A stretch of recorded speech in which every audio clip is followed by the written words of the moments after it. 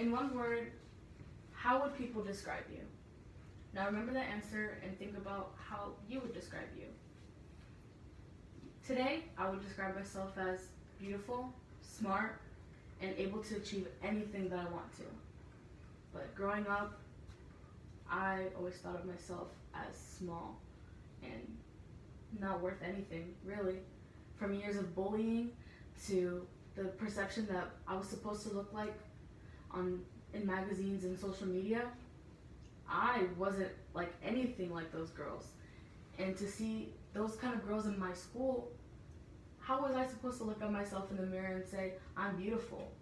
They're so much more beautiful. They have so many more likes on Instagram, and they have so many boys in their messages, and I'm here alone.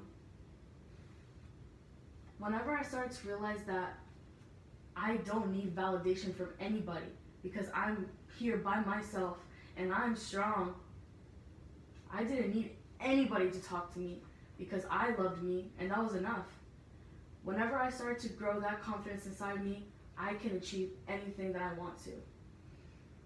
Whenever I started to think positive, I would get positive reactions.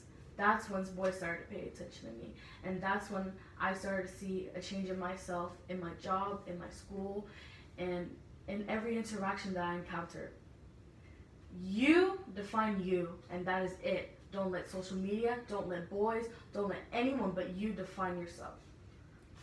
So that's why we need to stop letting social media tell you what to look like. It stops the image of loving yourself be so small, and we cannot let that happen anymore. According to the Heart of Leadership, 98% of girls feel that there's an immense pressure from external sources to look a certain way. And I would say that is 100% true. Every single girl that I know tells me, oh, I want to get my boobs to be that size, or I need my butt to look this way because that's how yada yada, this butt looks this way.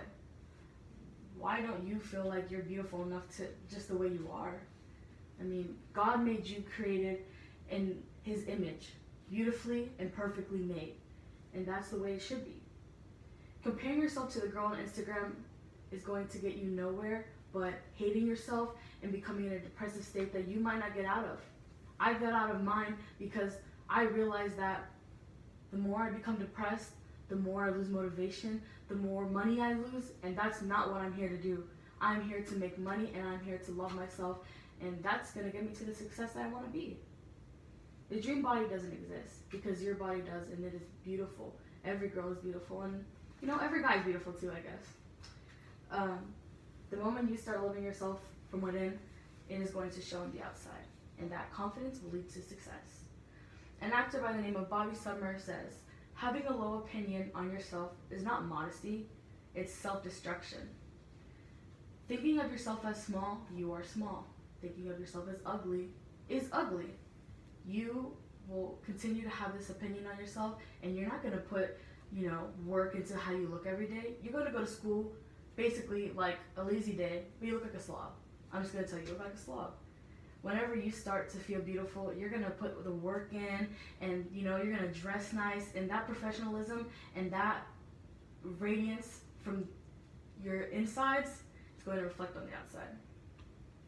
And a first impression is everything. And lacking self-confidence makes an employer think that you are weak. They're not going to hire you if you come in all sluggish and didn't put any desire to dress the part. You have to look the part, act the part, and know that you are worth more than the part. Thinking you are not good enough, people will tend to think the same. And finding yourself is the hard part. Finding your purpose, finding your love for yourself is going to be the hardest challenge that you face.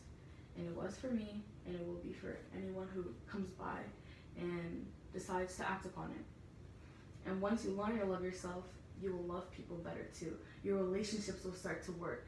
Your relationships at work, at school, and your drive and motivation shines, and people will be motivated to do the same.